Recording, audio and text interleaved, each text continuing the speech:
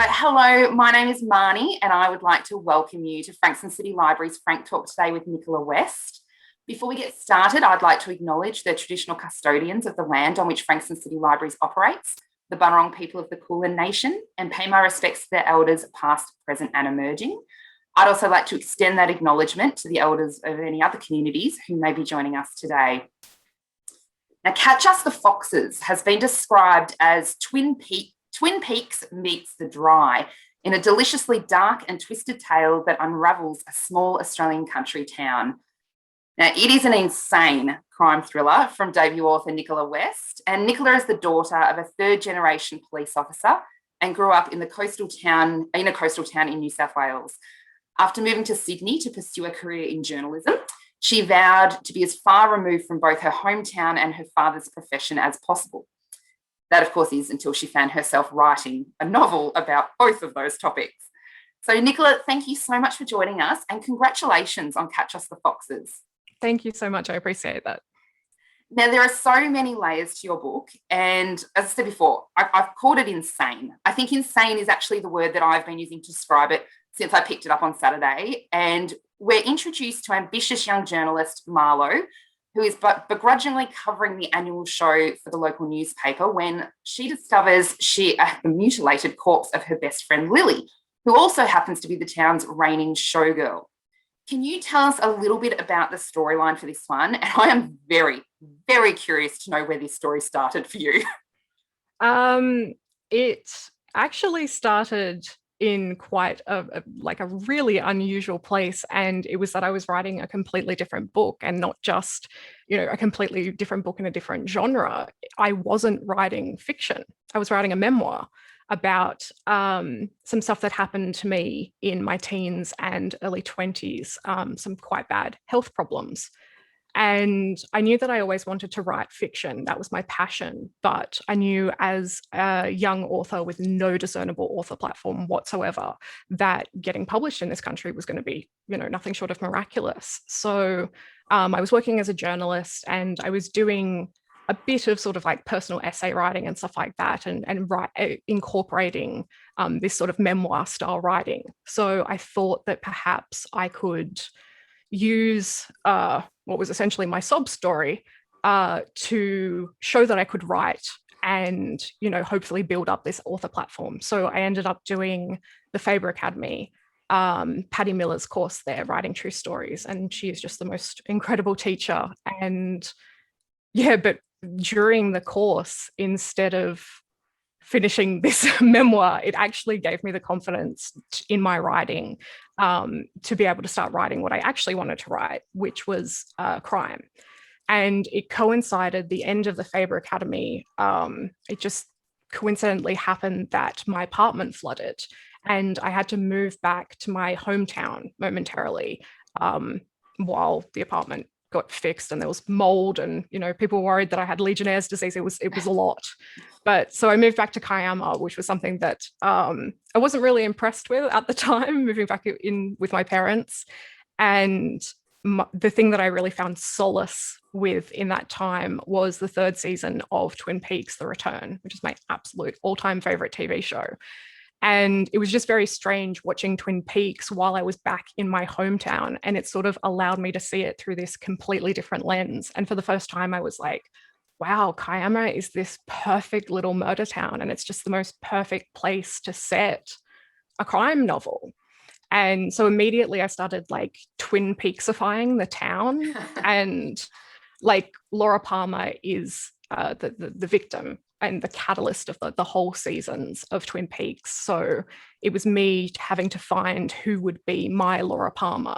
And, it's a small Australian town, so obviously she couldn't be a prom queen or anything like that. And quite early on, I sort of had that moment where I went, oh, she'd be a showgirl, because the Kiama show is something that's like so intrinsic to the town. It's something that was so intrinsic to my childhood, and something that it was my absolute favorite time of the year. So she was really, this showgirl was really the catalyst for that. And yeah, it kind of just built on from there. I love it. And I particularly enjoyed your attention to detail with the show. So I'm a member of the Country Women's Association of Victoria. So we've got our Red Hill show down here in Frankston and Wellington Peninsula. So we could see a lot. There is a lot of that in this book, including the stables and, you know, the art and photography on display and the flowers, and you imagine the preserves and the cakes and everything else. But I love that you were actually able to weave into the storyline the care of the show organisers and the stewards. For example, using the flowers from the show competitions to create a memorial for Lily. Like, I thought that was a really lovely touch. And I won't say the outcome of that either way, because there were thoughts I had around that didn't come to fruition. So, but it was just a really nice touch that plenty of other authors, without your experience of that agricultural show, wouldn't have bothered to put in. But you know that those ladies would have been sitting there working out what they can do, how they can help, how can we use these flowers. And I could absolutely picture it. Now, your book, it takes us on multiple roller coaster rides. I was saying to you off air, by chapter 21, I was ringing my boss saying, this book is insane and you have to read it. You would lull us into this false sense of security and then hit us again with a twist and then another turn. Is that something you planned, or is it something that just happened and evolved as you were writing this book?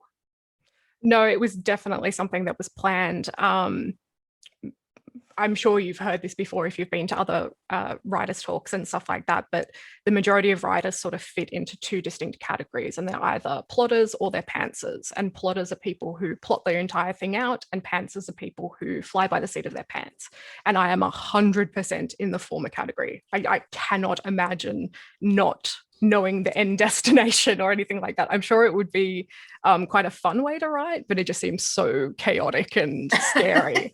But no, I'm very much a person who I had the entire narrative mapped out before I sat down to write a single sentence. So I knew that it was going to be a particularly twisty book, and I really wanted to capture that feeling of getting caught up in a story and getting caught up in a conspiracy, and how quickly, you know, how things ebb and flow, where you start making these connections and then something will happen to, you know, completely blow that out of the water, and you're like, oh, okay. But then something else will happen. And it really is, I try to really put you in the shoes of my protagonist and sort of go along with her as she's making these connections and these leaps and stuff like that. And, you know, she's not always right. But yeah, that sort of, there's like a manic energy to it where you just want to get to the bottom of something. So yeah, definitely for me, that needed to be fully planned out in order to achieve that. Oh, absolutely. And you hit the nail on the head with that manicness as we're reading it. And I did find, from a psychological point of view, you know, I would start questioning my own sanity at times because of the way I was interpreting something. But then, you know, Marlo would then go and do exactly the same thing. So I'm like, I'm actually doing exactly what I should be doing and what the book's trying to make me do. What kind of research went into the psychology side of things, or even the book as a whole? Yeah, so I just before I started the book, I was completing my final year of a psychology degree at university, actually. So that had to get something out of that degree. So, no, it was definitely something that I was really interested in, and I had a lot of passion for, and it definitely informed the writing. So it was interesting. That was the thing. There were a lot of things that I didn't necessarily ever really sit down and go, I am researching X topic. It was actually a combination of all things that I already had a really big interest in. So stuff like the mental health and, you know, psychology, cults. I'm absolutely obsessed with cults. So I had done a lot of research for that, just not for the book, just for fun, because I'm a bit weird. And I was really interested in like satanic panic and that sort of whole phenomenon was something that I was really, really fascinated with. So yeah, rather than me sort of sitting down and going, okay, this is me researching for my book, instead it was just me sort of cherry picking from all these, topics that I did already know a lot about just because they interested me. The only thing that I would say specifically was that even though the book isn't necessarily a traditional a police procedural in that the main character isn't a police officer or anything like that, I still wanted to have that sort of procedural grounding. So I was really, really fortunate that my dad is a police officer, as you already said. So it was great to be able to sit down with him and really pick his brain. And it ended up that I just sat down with him. It was one of the times that, we were driving from Sydney back down to Kiama. So I just had this sort of like 2 uninterrupted hours where I just said, okay, take me through every single thing that would happen if I found a body in the stables at the Kiama show. So that was really, really good to have him go through every single thing. And it was also surprising because I had all these assumptions based on, I guess, crime fiction and TV shows and stuff like that, that I would say, but what about this? But what about this? And that, and he'd just be like, oh, you watch too much TV. It wouldn't happen like that. So there's a point in it when Mal was being interviewed by a detective and she's saying like, oh, do you need my shoes? And that was something that I said to my dad. I was like, oh, but wouldn't you need to check my shoes to, make sure that the tread didn't match, what was on the pine needles or something like that. And he was just like, no, like you just found the body. Like it's not, they wouldn't do that. Like, you're not the prime suspect because you found it. Yeah. So no, that was I'm really thankful that I had that opportunity to ask him. And yeah. Oh, it's amazing and very, very handy, that's for sure. Now I will mention, because it is in the blurb, so I'm not giving anything away when I read this. So when Marlo finds Lily, she noticed 7 strange symbols that have been ruthlessly carved into Lily's back. And that is a moment where you start questioning what's going on in the equivalent of Kiama. I can't remember what the place is actually called, but the equivalent of Kiama. It's Kiama, I name and shame. Do you? I'm thinking, I can't think of another name. Maybe it was just Kiama. I do. It's proving a little bit controversial, but... But the symbols, and I don't know if anyone can see it on the copy I've got. You probably can't. There's a like a 3D imprint of the symbol. My bookmark has There you go. Is that a symbol that exists already? Like, is that something that represents something that you've researched? Yes. So it's called the Seed of Life, and it's a symbol of sacred geometry. And I first discovered it quite a few years ago. And this is what I'm talking about when I say that, stuff came from not necessarily me sitting down to research it, but just my bank of weird stuff that I had read and stuff like that. And so it was a Guardian article going back quite a few years now. And it was for these things called witches' marks.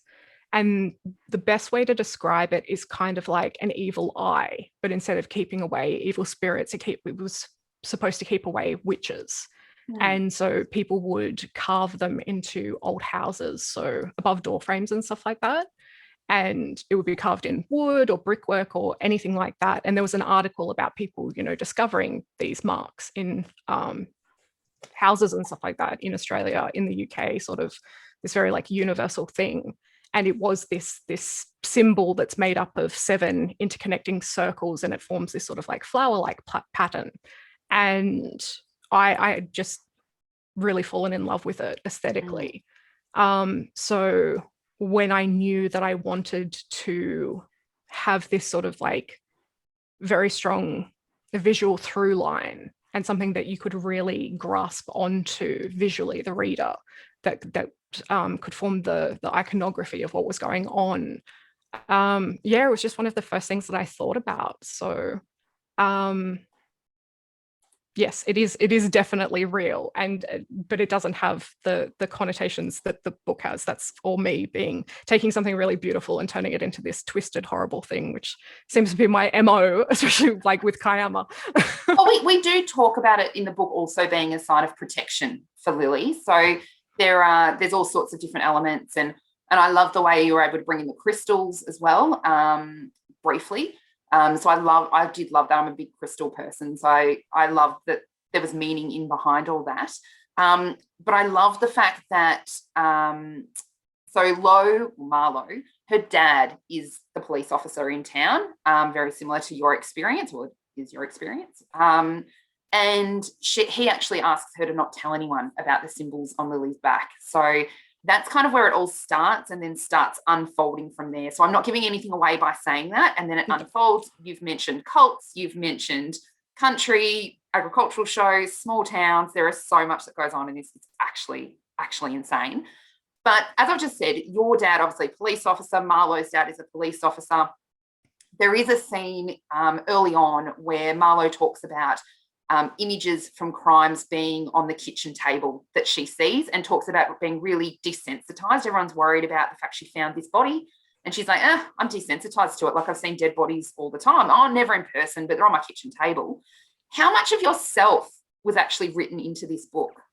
Yeah, it's quite horrifying to admit, but that is 100% based on experience. And the line that Marlo says is, one person's early childhood trauma is another career's catalyst. So I do think that being exposed to those things at a young age, that the book wouldn't exist without them. But it was specifically, there's a publication called The Police Journal, and it's a basically magazine that is sent to police officers, and it includes these really incredible articles about certain crimes and crime scenes and stuff like that. And it does also include really, really horrific crime scene photos. And yeah, unfortunately, they kind of littered my house growing up. And I've since found out, with me talking about it in reference to the book, I've since found out I blamed my dad my entire life, but it was apparently actually my mum who left them out. Oh! So I feel quite bad. But yeah, there are some absolutely horrifying images in them, and I did see them at quite a young age. But yeah, I like, I didn't become a serial killer. Like, I'm channeling it into my fiction, not into real life. So yeah, hopefully that's going to be a bonus. Yeah. Now, the front cover for this book, and can I say this is not the front cover? So this is the Uncorrected Proof. Have you got it there? This one is one of the most stunning front covers that I have seen. There's been a couple lately that are very similar that I just adore, and yours is one of them. To me, it really captures the essence of the story, from, you know, the mask through to the forest in amongst that mask. Really loved it. What kind of input did you have? Any input into that cover? Yeah, Simon and Schuster are absolutely incredible. And they allowed me to be part of the process from the very, very beginning, which I wasn't expecting at all. I sort of had been warned by people, you know, you don't really have a say.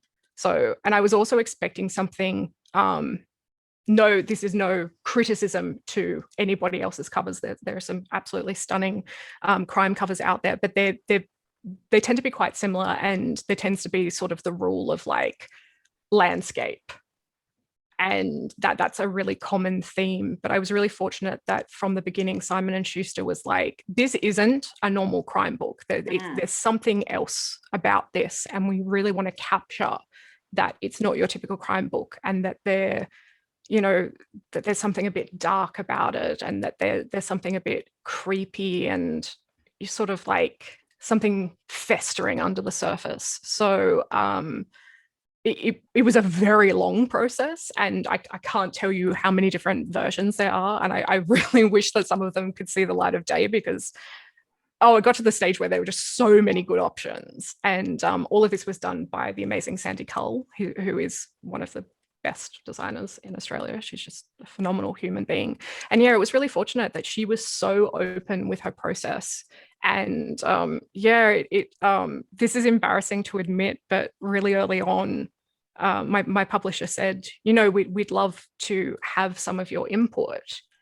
And I think that was, you know, they offered, so I had to take the offer. But yeah, I ended up sending what was essentially like a 30-page design brief of me just like, all this, and like these are photographers that I like, and these are, you know, themes that I like, and like all this imagery of like Kayama and all this sort of stuff that was way too full on, and perhaps I shouldn't have done. But yeah, it was a really, really cool process, and I'm just so thankful to Simon and Schuster that they did let me be a part of it. And the finished product, I just couldn't have asked for anything better. And I love that people seem to really love it. So it's always I feel a bit weird when people compliment the book itself and my writing, because it's sort of like, oh, that feels a bit icky. But I'm allowed to be proud of Sandy's work because it's not mine. So whenever anybody compliments it, I feel really, really chuffed. Well, I must say, Nicola, you are allowed to be proud of your work. I'm going to say that. And I think everyone here would be nodding. You are absolutely allowed to be proud of your work, because it is a magnificent story. It is a page turner, can't put it down. So you should be very, very proud of your own work. Nanette has just messaged to say it's amazing where authors find inspiration, from small article in newspaper to a person on the street. Do you find it easy to get inspired in your writing? Yeah, I do actually. I think that that was one of the things that I love so much about changing from the nonfiction to the fiction, because with nonfiction, you're sort of just like mining your own memories, and especially in my instance, it was some really, really heavy topics that weren't particularly fun to write about or anything like that.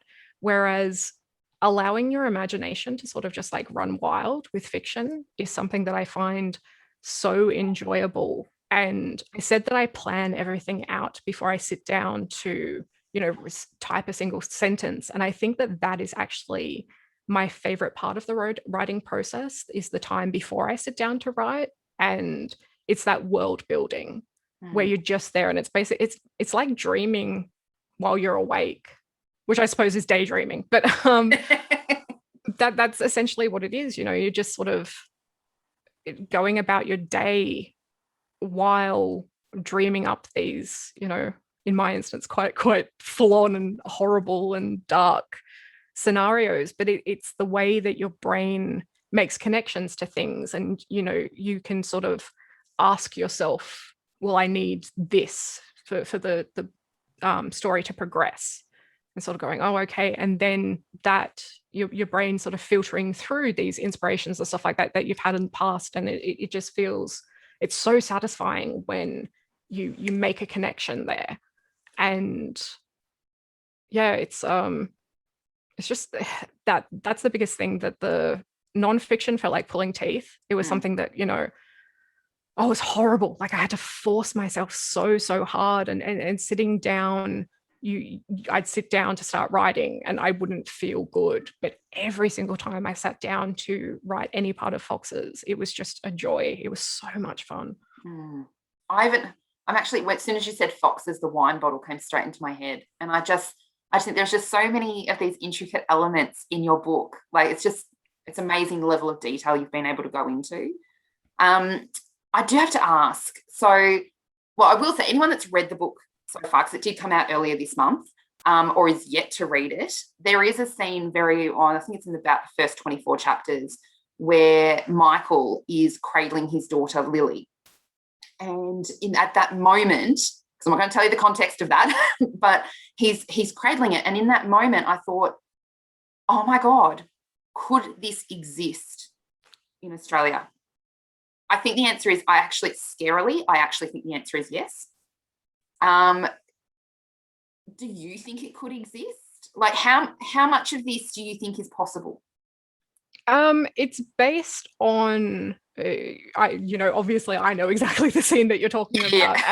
And that side of things is based on urban legends that I grew up hearing about the town. And it was stuff that at the time I always assumed that they were just like the stories that our parents would tell us to keep us out of the rainforest and the escarpment, because it's treacherous up there without any nefarious people lurking up there.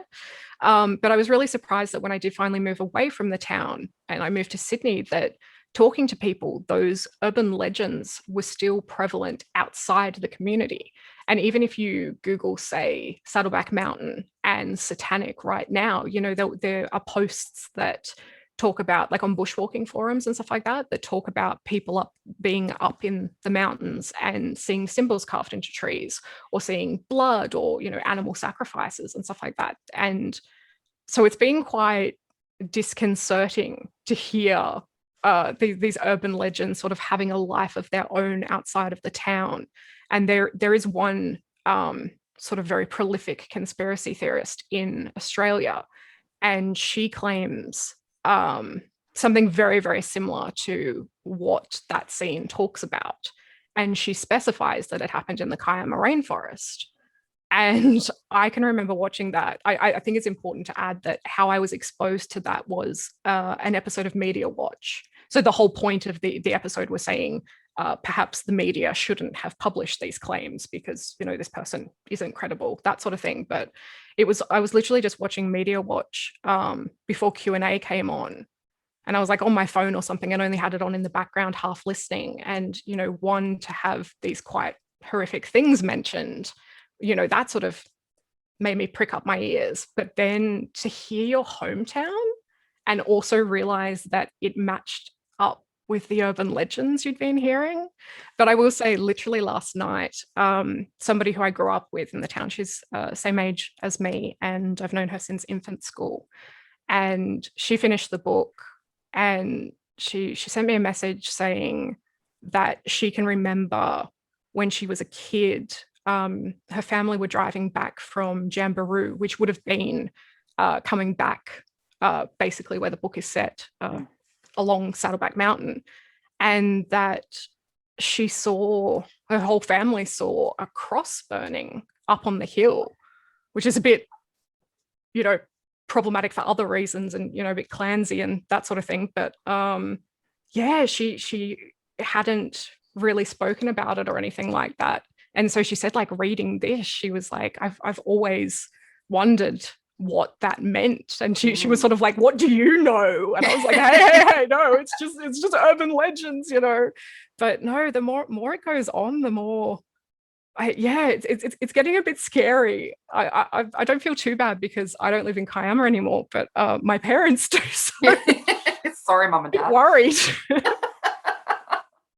Now, I have to ask, is there any discussion at the moment about this being adapted for screen?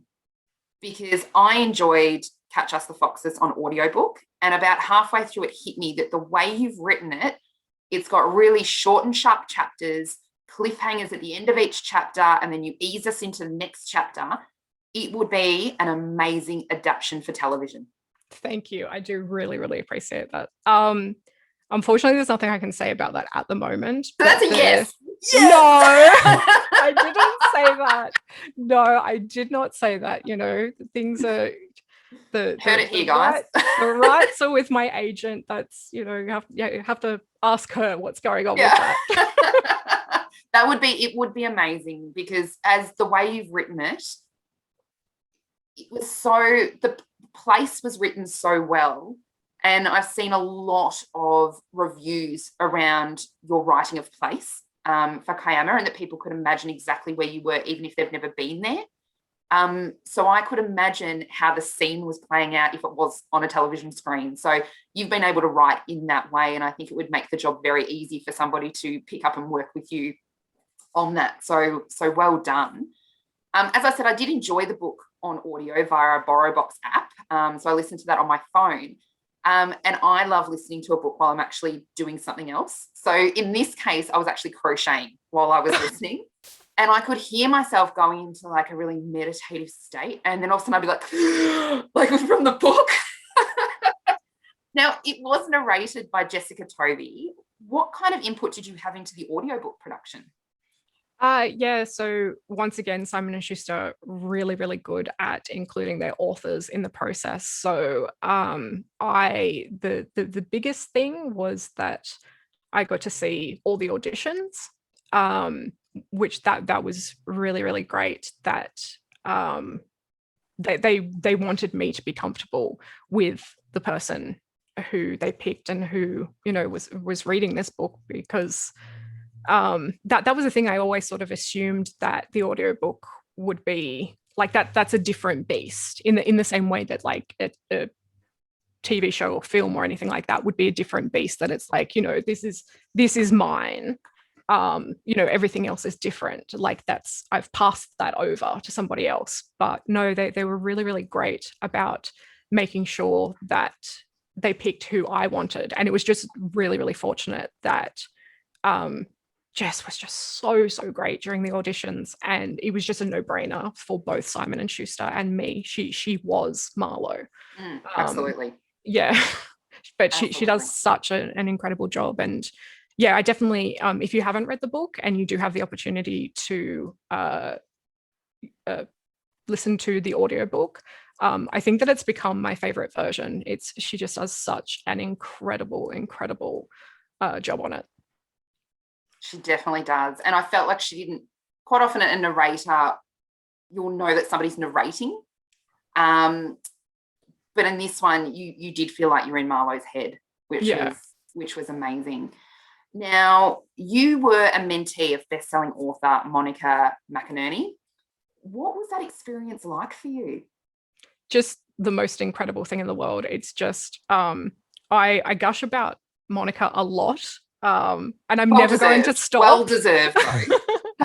But the book would not exist without her. She is just the most incredible human being. She's the most supportive human being. I call her the patron saint of authors, and that really is what she is. It wasn't until, I was in the industry and I started talking to people about her, and I just know anecdotally so many authors that she has helped and so many authors that she has championed.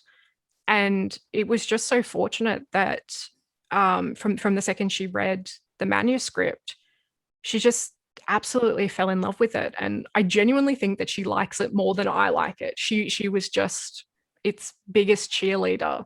And without her, I 100% wouldn't have landed an agent. And I don't think I would have landed a publisher either. So yeah, I really do owe everything to her. And if you can support her in any way, I wholeheartedly encourage it, because she really is, she's bolstering the authors in this country just from her own wonderful support. And yeah, she's cherry-picked and supported so many wonderful debut authors who have gone on to have incredible careers. So it was just such an honor that she saw something in Catch Us the Foxes and went out of her way to champion it. Absolutely. And it is a book that, as soon as I read it, even those first couple of chapters, I just went, I can understand why this was picked up to be published. Like, there's some books you pick up and you go, oh yeah, it's a nice book. But this was one that I went, yep, I completely understand how this got them straight away. Like, it's a remarkable book. Now, you did mention that it is published by Simon & Schuster, and that Monica played a big part in you getting published. What was your publishing story? So how did you go from working with her to finding an agent to getting published? It was fairly whirlwind. It was just that Monica read the full manuscript, and the reason that I did the Australian Society of Authors award mentorship program was that, I had written the book, which I did via Toolkits Fiction, which that was another really, really incredible program run by Express Media down in Melbourne. And so that was the thing, that when I applied for the award mentorship program, it was my intention for it was to, I'm so sorry. I was sure I turned everything off, but apparently I didn't. Good ringtone. God, I can't imagine how loud that was with the speaker. I do apologize. No, it actually wasn't that loud. It's all good. Oh, okay. It's all good. Yeah, so sorry, what was I saying? You were talking about your publishing story. Yes.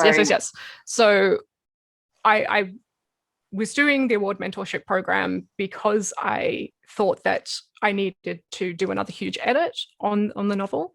And yeah, so I was very, very shocked to show it to Monica, and I thought that she would be giving me advice on how to edit it. And she loved it and said, oh, I hope you don't mind, but I've passed it on to Curtis Brown.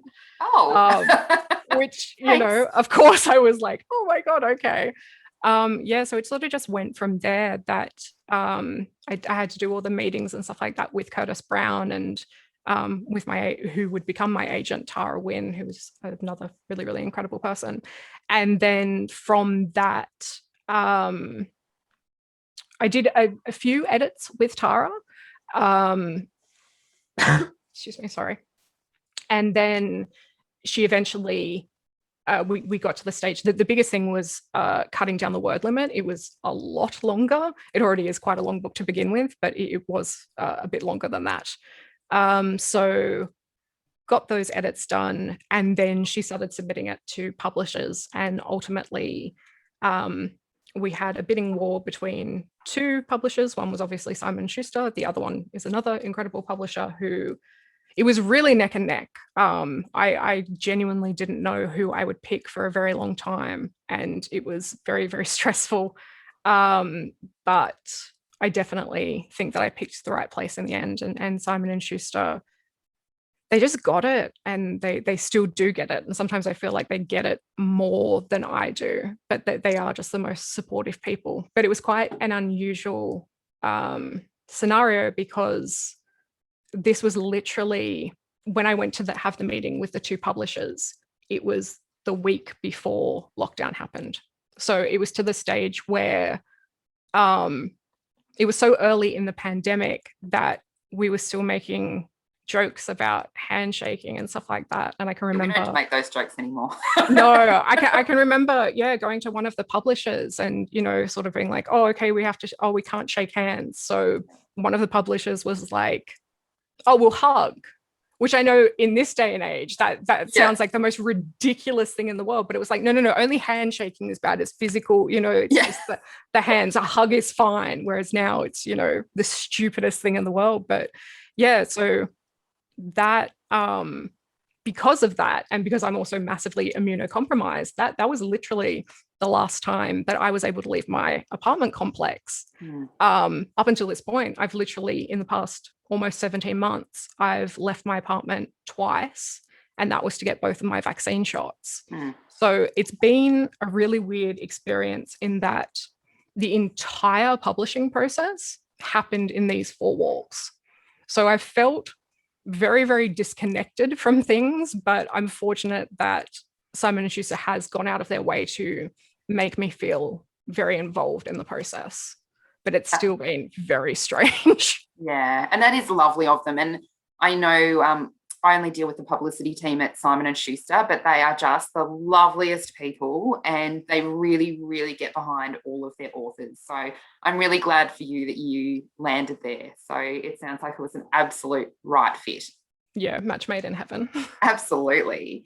Now, I am curious to know, given the topic you are writing about, what's on your own reading pile right now? That's the thing. I'm actually no, I'm not trying to get rid of you guys or anything like that, but I'm looking forward to when I can have a bit of downtime today, because Gabriel Bergmos's second crime book came out today, The Inheritance, and I absolutely loved The Hunted, which was his debut from last year. So I am so excited to read that. I also do that in 20 minutes time. Yeah. It's a nice little treat for me after this. So I'm really looking forward to that. But I also really want to read Carl Perry's new one, which was another debut from last year that I absolutely adored. So I'm looking forward to that as well. But yeah, I'm definitely a crime buff, and I sort of, within the context of, being police officer's daughter and me being exposed to these crime scene photos and blah, blah, blah, I started reading crime fiction when I was about 12. And so I'd read like James Patterson and Jeffrey Deaver. Like I just would steal all my mum's books. So yeah, that they were a huge inspiration. But then the older I got, I started, branching out into more noir classics. So I really love my Raymond Chandler, and Marlowe is, of course, named after Philip Marlowe, his noir protagonist, who I just absolutely love. My all-time favorite thriller is a book called Night Film by Marisha Purcell. And it shares a lot of thematic similarities with Catch Us the Foxes and was a huge, huge, huge inspiration. And I would say the crime/thriller that has come out fairly recently that has just absolutely blown me away is Ian Ryan's The Spiral. And it's such a difficult book to describe. It's the most bizarre book. I promise that I mean that as the biggest compliment, but it's essentially a choose your own adventure style book in the style of, you know, Goosebumps and stuff like that. But it's this gritty, terrifying, dark, twisted crime thriller. And it's just unlike anything I've ever read. And it was something that it was described as being very Mulholland Drive-y, which, you know, I love my Twin Peaks. I obviously love all my David Lynch films. So, you know, they hooked me in with that. And it is an apt description, but it's also so much more than that. And yeah, I think it's best to go into it as blind as possible because it's just mind-blowing, honestly. Are you making me want to go out and grab it? So yeah. I'll just see if we've got it on the catalogue at the library. Oh. Now, what is your advice to any aspiring authors who might be watching this? I think so when I was writing, attempting to write the memoir, this was at the Faber Academy, they had guest authors, and there was an author who came in and she was talking about the writing process, and she was saying that it needed to feel like a compulsion. And I remember being so frustrated by her saying that because it was the antithesis to how I was finding writing my memoir. And I was just like, you shouldn't romanticize things like this. You shouldn't romanticize the creative process like this. You know, it's not realistic. You know, it's a hard slog. And that's like, you shouldn't sugarcoat that. So I remember being so frustrated by that, which was completely unjustified. I don't know why I was so frustrated. It was just because I clearly, you know, was feeling insecure about the fact that I was struggling so much to write this memoir. And then that was the thing that the second I allowed myself to switch to the fiction, which I didn't know was the thing that I was most passionate about, there was just this moment that I was like, oh God, I get it. I 100% get it. And that is the thing. Writing fiction has become a compulsion to me. And it really does get to the stage that, you know, if you haven't been able to do it for a while, you start to get antsy and withdrawally, and it's such a strange phenomenon. But I think, so for me, I think the biggest advice that I can give to writers is don't be afraid to experiment and change styles. And perhaps, you know, I don't want to romanticize it either, but I do think that I do think that there is a genre or a style or anything like that out there that will make your heart sing. And that sounds so cheesy and lame, but I really, but I think that you need to allow yourself. And that's the thing, like maybe you have a style that you really, really like. Like I absolutely adore literary fiction. You know, I love David Mitchell and Haruki Murakami and all those sorts of things, but I don't necessarily know that I would be the best in that genre. So I really think that you need to experiment and play around with things until you find that one that becomes a compulsion.